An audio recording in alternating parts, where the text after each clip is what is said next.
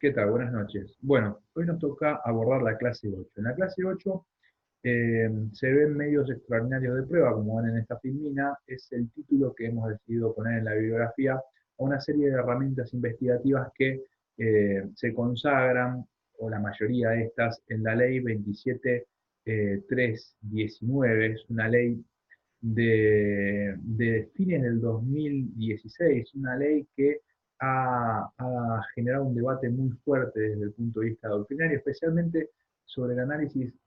constitucional de las herramientas que prevé esta ley. Por supuesto que en la clase de hoy nosotros no le vamos a dar ese enfoque, no vamos a dar lugar a la discusión alrededor de la constitucionalidad o no de estas herramientas, que sí es cierto que especialmente a nivel doctrinario, no tanto jurisprudencial por ahora, eh, se ha articulado. Nosotros nos vamos a abocar a lo que es lo funcional, lo procedimental dentro de estos medios probatorios y resaltando la importancia que tienen, toda vez que la mayoría de los medios probatorios que nosotros vamos a ver hoy involucran a las fuerzas de seguridad, se instrumentan a través de las fuerzas de seguridad. Por eso nosotros le dedicamos una clase dentro del programa de nuestra materia. Empecemos con agente encubierto. Bien, una noción general. El agente encubierto es un funcionario, como decía, de las fuerzas de seguridad, que va a ser autorizado por el juez y que tiene que estar, según la definición del artículo 3 de la ley, altamente calificado. Altamente calificado porque, como vamos a ver, tiene que desarrollar o llevar a cabo los cursos de capacitación que tendrá a su cargo el Ministerio de Seguridad de la Nación. Tiene que prestar su consentimiento y, por supuesto, se va a ocultar su identidad para poder desarrollar su tarea. ¿Y cuál es la tarea o en qué consiste básicamente? Bien, el verbo es infiltrarse o introducirse en organizaciones criminales o asociaciones delictivas, es decir, asociaciones ilícitas que tengan, eh, o sea, el objeto criminal puede ser muy variado, puede ir desde la trata de personas hasta el narcotráfico, comercialización de autopartes de forma ilegal. Bueno, en definitiva, yo cito algunos casos que en la práctica uno puede tener conocimiento, pero lo cierto es que estas asociaciones ilícitas pueden tener un objeto de variada naturaleza, ¿de acuerdo? ¿Y a qué efectos infiltra o introduce? Bien, a los efectos de identificar o detener a los autores, partícipes o encubridores, es decir, todas las personas que pueden estar involucrados dentro del andamiaje, dentro de la estructura de esta asociación ilícita, para impedir la consumación de un delito. Paréntesis, fíjense que en casos como el de trata de personas es fundamental impedir la consumación definitiva del delito, porque sabemos que en este tipo de figuras,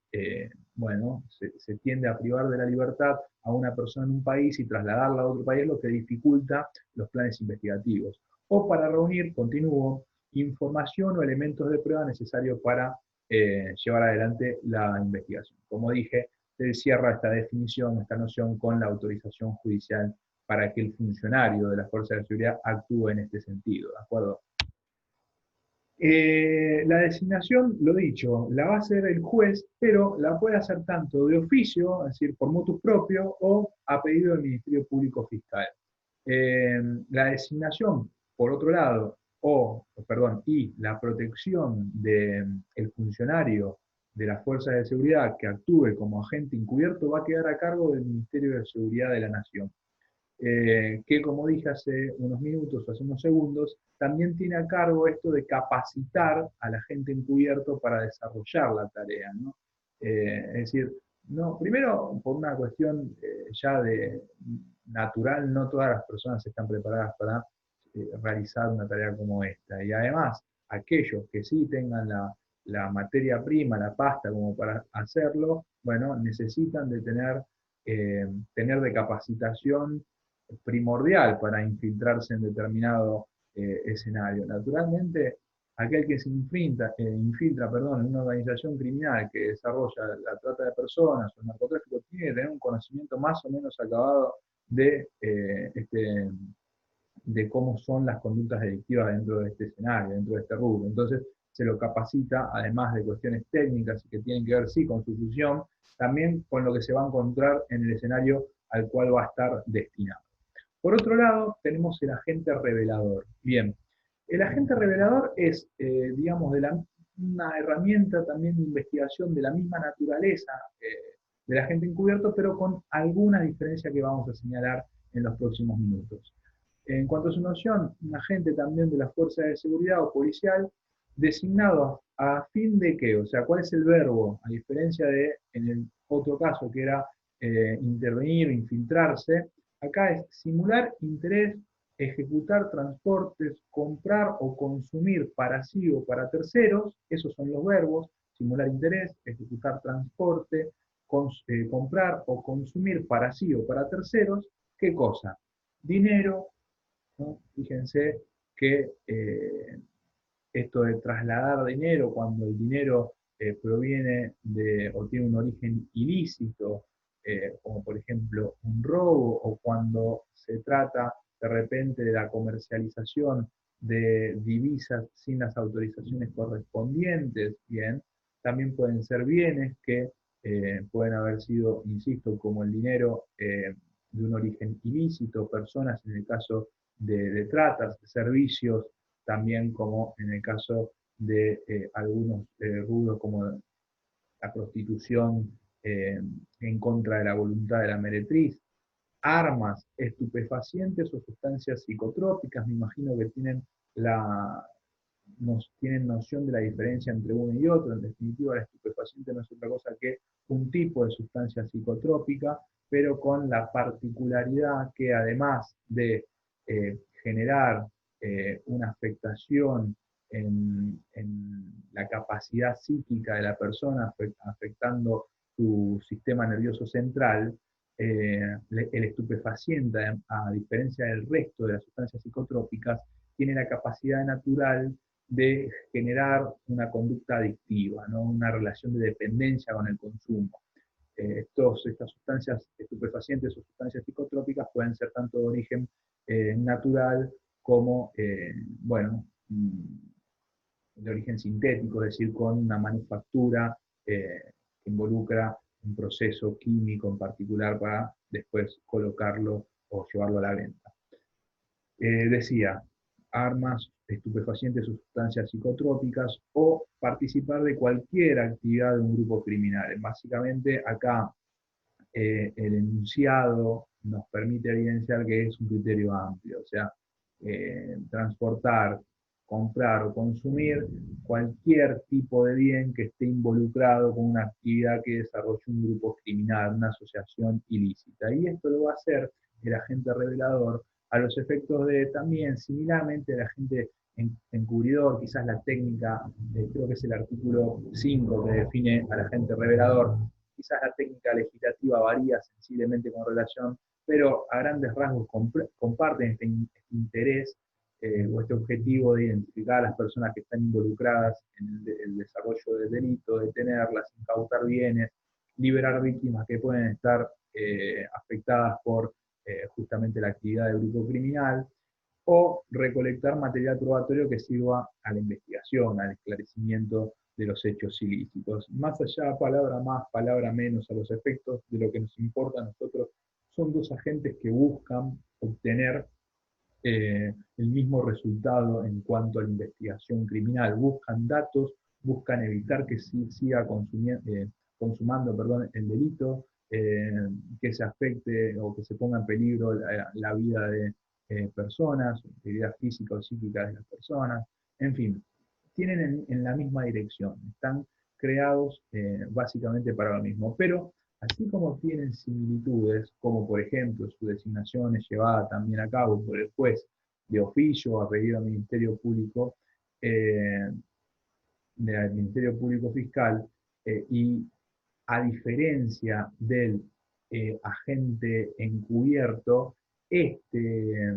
agente revelador va a ser o va a formar parte de las fuerzas policiales o de seguridad en actividad. Entonces, el juez le solicita a estas fuerzas de seguridad que pongan a disposición a determinada persona para que cumpla el rol de agente revelador. Pero decía, más allá de algunas similitudes, también hay diferencias. ¿Cuál es la diferencia más importante entre el agente revelador y el agente encubierto? Bien, básicamente, si bien buscan el mismo objetivo, como hemos visto, el accionar del agente revelador no es ejecución continuada, como pongo acá, no se perpetúa en el tiempo la actividad que lleva adelante el agente revelador a diferencia del agente encubierto. El agente revelador participa en un acto en particular donde se busca, como hemos dicho, en la definición, en la noción, obtener elementos que sean útiles para la investigación criminal, pero no se sostiene en el tiempo de esa participación. Sí tienen o comparten ambos agentes disposiciones comunes. Veamos algunas de ellas. Tanto el encubierto como el revelador van a ser convocados al juicio, o sea, para testificar, siempre que sea imprescindible. Esto se hace para resguardar, primero, el carácter anónimo que tiene este agente, porque en cuanto integrante de las fuerzas de seguridad va a seguir desempeñándose, puede llegar a participar en otro tipo de operativos y naturalmente su anonimato es, digamos, un valor importante para la fuerza de seguridad y el servicio de justicia, porque se puede reutilizar. Y además por una cuestión de su integridad física y psíquica, naturalmente. Ahora, cuando la declaración es fundamental, no se puede evitar, bueno, se van a tener que tomar las medidas necesarias para resguardar su integridad y la de su familia, de otras personas que estén involucradas o vinculadas con este, y para eso se van a utilizar medios técnicos que impidan que se dé a conocer su efectivo, digamos, su efectiva identidad. Por otro lado, la información que brinden estos dos agentes va a ser puesta inmediatamente en conocimiento del juez o del fiscal. Esto, salvo casos de fuerza mayor, lo que uno tiene que hacer en cuanto a agente o todo el soporte que las fuerzas de seguridad ponen detrás de la actividad de un agente encubierto o agente revelador es notificar inmediatamente lo sucedido a un juez. Por otro lado, si en el desarrollo de esta actividad encubierto o reveladora se ve obligado, imagínense la cantidad de ejemplos que podemos poner o que se nos pueden ocurrir ante estas situaciones, ¿no? Me imagino, por ejemplo, en una organización criminal dedicada, para no ponernos con ejemplos más trágicos, dedicadas a la compraventa de autopartes ilegales, es decir, los que se derivan de robos de automóviles. Bueno, quizás el agente encubierto se infiltra en la organización siendo una de esas personas que actúa como intermediario entre el cliente y la organización. Y naturalmente, por, a los efectos de poder conseguir la identidad de las personas, la totalidad de la identidad de las personas involucradas, tenga que en el tiempo participar de estas actividades ilegales. En este ejemplo, si ustedes ven, no se está poniendo en peligro la vida o la integridad de una persona y por ende aplica dentro de esta posibilidad, esta excusa eh, exculpatoria por la cual no se le puede reprochar la conducta delictiva a la gente encubierta, ¿de acuerdo? Y también a la gente reveladora. Es decir, si tiene que participar, infiltrarse a los efectos que ya vimos en ambas nociones, bueno, entonces no va a estar de alguna manera, no va a ser visto compelido a incurrir o no se le va a aplicar una sanción como si se tratara de la consumación de un delito común y corriente. Después, ninguno de los integrantes de las fuerzas de seguridad o policiales va a ser obligado a participar como agente encubierto o revelador. Esto lo insisto, ya lo dijimos en la noción, tienen que prestar voluntad para poder participar dentro de esta actividad. Y después, cuando el agente encubierto o el agente revelador hubiesen resultado imputados en un proceso, se lo tiene que hacer conocer, o sea, esto está vinculado quizás con el primer ítem de esta filmina. El juez que interviene en la comisión, supongamos que ha caído detenido, él va a tener que informarle al juez de esta nueva causa su rol, quien de forma naturalmente, eh, digamos, discreta, eh, confidencial, va a notificarle al juez de la causa que designó a este funcionario o a este agente de las fuerzas de seguridad en el rol de revelador o encubierto, a los efectos de notificar de qué es lo que está sucediendo y la información que se pudo recabar dentro de ese procedimiento. En cuanto al informante, bien, ya acá nos desviamos un poco de la función o el rol que desarrollan las fuerzas de seguridad, porque se trata de una persona, digamos, que no necesita cualidades o características particulares, puede ser cualquier tipo de persona, que bajo la reserva de identidad, eso sí, o sea, ocultando su verdadera identidad, a cambio de un beneficio económico, una recompensa, aporta a las fuerzas de seguridad policiales u otros organismos como los judiciales que van a estar encargados de llevar la investigación del hecho ilícito adelante, datos, informes, testimonios, documentación o cualquier otro elemento, esto es en sentido amplio, todo lo que pueda servir para iniciar o de alguna manera guiar el desarrollo de un proceso penal, de una investigación para la detección de los individuos u organizaciones dedicados a la planificación, preparación, comisión, apoyo, financiamiento de los delitos contemplados por la ley. Entonces, cualquier persona que tenga un dato realmente útil para la investigación criminal en cuanto al desarrollo de una actividad delictiva por parte de una organización criminal puede calificar como un correspondiente informante. En cuanto a su calidad, el informante no va a ser considerado un agente de Estado, o sea, no está trabajando para el Estado, por eso insistimos en que no deja de ser una persona común y corriente que lo único que recibe es una recompensa económica, a partir del aporte que está brindando. Y lo que sí debe ser informado, notificado de que colaborará en la investigación en el carácter de informante, es decir, que una persona que está de repente brindando información tiene que ser notificado de que va a adquirir el carácter de informante y que de alguna manera se evitará hacer o transmitir su identidad. Esto, una vez más, son medidas que se adoptan para resguardar a él y a los suyos, ¿de acuerdo?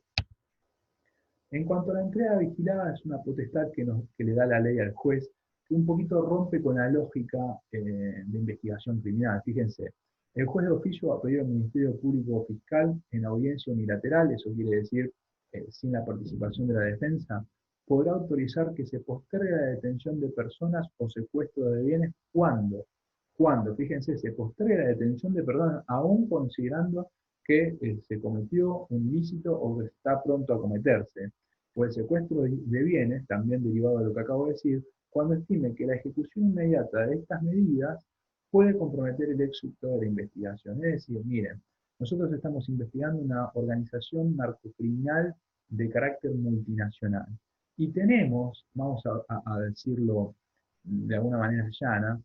identificado dos o tres perejiles que son los que hacen más bien el narcomenudeo, pero es la punta del iceberg de la organización criminal que nosotros estamos investigando. Naturalmente, lo que como eh, sujetos que llevamos adelante la investigación nos interesa es desbaratar toda la organización y no detener a dos o tres personas que son la primera línea de organización y que si nosotros los quitamos del medio, lo único que van a hacer es reemplazarlos porque no afectamos el normal desenvolvimiento de la organización. Entonces, aún sabiendo que se pueden llevar a realizar determinadas compraventa de narcóticos de poca envergadura en determinado lugar, bueno, podemos autorizar a que eso se haga a los efectos de no entorpecer la investigación y poder determinar quiénes están detrás o quiénes manejan la organización criminal. Entonces, dejamos que determinadas conductas delictivas se configuren en el día a día para poder estratégicamente desbaratar toda la organización. ¿De acuerdo? Es una potestad que nos permite hacer la vista, no es la vista gorda, pero dejar de lado por un momento la comisión de pequeños ilícitos para que con esa estrategia evitar que se logren multiplicar en el tiempo. El juez podrá incluso suspender la intercepción en territorio argentino de una remesa, un envío ilícito y permitir que entren, circulen o salgan del territorio nacional sin interferencia de la autoridad competente y bajo su control y vigilancia. Ahora voy a explicar. Con el fin de identificar a los partícipes, reunir información y elementos para la investigación. Lo primero que se me viene a la cabeza para ejemplificar el alcance de esta medida son las organizaciones narcocriminales de carácter multinacional, que muchas veces utilizan la estrategia de triangulación. En general, este tipo de asociaciones criminales involucran La producción que depende mucho de la disposición de la materia prima, hablamos de, para hacer 1 kilo de cocaína, una cantidad de toneladas de hojas de coca que a ustedes no se les puede imaginar. Naturalmente, para procesar eso, eh, en general se termina procesando en los países que son ricos en las materias primas para producirlo, es decir, no se transportan 15 toneladas de hojas de coca de un país que tiene materia prima a otro que no lo tiene para producir. Se producen en general en el país donde se cuenta con este recurso, pero lo que sí se hace en este fenómeno de la triangulación, quizás del país productor y procesador, se triangula con otro país que es el encargado de trasladar o eh, transportar los narcóticos a otro tercer país que es el consumidor, ¿de acuerdo? En este escenario, mire, no es por una cuestión, pero a los efectos de las investigaciones criminales se tienen como a nivel regional como países productores, Colombia, Bolivia, algunas partes del Paraguay. La Argentina dentro de este escenario, en la triangulación, actúa más bien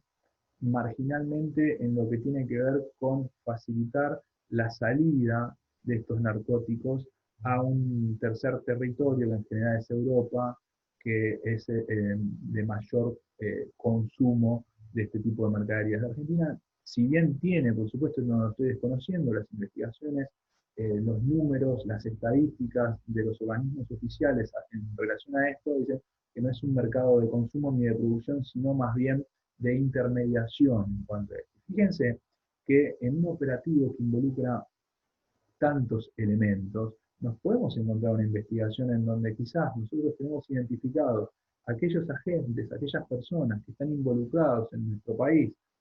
por ejemplo, siguiendo la línea de lo que vengo explicando, en el transporte de los narcóticos, pero en colaboración con autoridades de otros países, a través de Interpol o cualquier otro medio idóneo a estos efectos, nosotros queremos lograr como de forma colaborativa, identificar los responsables en los otros países, o sea, atravesando las fronteras, así como los organismos criminales, las organizaciones, perdón, criminales eh, traspasan fronteras, o sea, son transnacionales en cuanto a su dinámica, estructura y organización. Bueno, también hay herramientas por parte de las autoridades para colaborar institucionalmente y llevar a cabo investigaciones en conjunto que permitan establecer los responsables en cada uno de los territorios, en cada uno de los países. Esta herramienta es consecuencia de esta explicación. Nosotros podemos tener identificado en nuestro país quiénes son los que participan en la organización criminal, pero quizás no tengamos todavía identificado en alguno de los otros países que participan en esta triangulación y tengamos que impedir eh,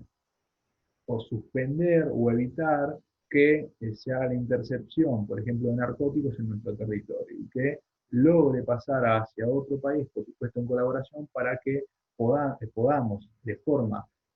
controlada y vigilada determinar quién recibe en un país europeo, por ejemplo, esa mercadería y así establecer responsables en otro territorio. Esa es la lógica de esta herramienta. Los límites, bueno, naturalmente, si bien esta potestad, ya para ir cerrando,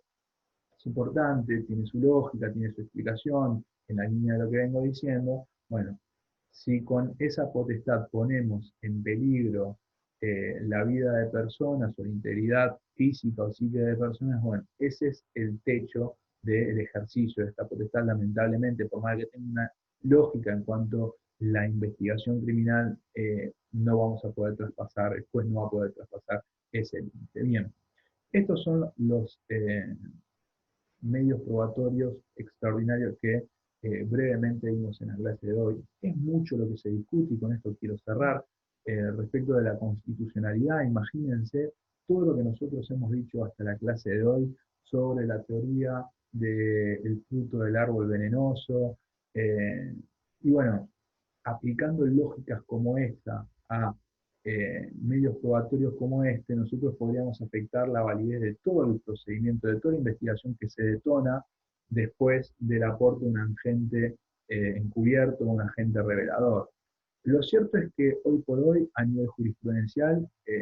mayoritariamente se acepta la constitucionalidad de las herramientas que acabamos de mencionar. Quizás el que está más comprometido dentro del análisis de su constitucionalidad o no es el arrepentido, que no le hemos dedicado tiempo porque excede mucho a lo que hace a las fuerzas de seguridad. Nos quedamos, o bastaba con ver por lo menos la noción general de lo que es el informante, pero bastante se ha discutido a nivel doctrinario desde noviembre de 2016 hasta la fecha sobre la constitucionalidad o no, y son muy fuertes las tensiones que existen en cuanto a estas posiciones. No quería dejar de mencionarlo porque a lo largo de toda la cursada nosotros hemos atravesado el análisis de cada uno de los medios probatorios conforme a lo establecido por la Constitución y tratados internacionales. Y esta es una discusión, este es un debate que aún está abierto. No obstante eso, lo cierto es que son medios probatorios que cumplen un objetivo en cuanto a investigación muy eficaz e involucra fuertemente a las fuerzas de seguridad y por eso nosotros lo vemos. Como digo siempre, si queda alguna duda de lo visto, estoy a plena disposición y me pueden contactar por cualquiera de los canales que tenemos abiertos a dichos efectos. Buenas noches y muchas gracias.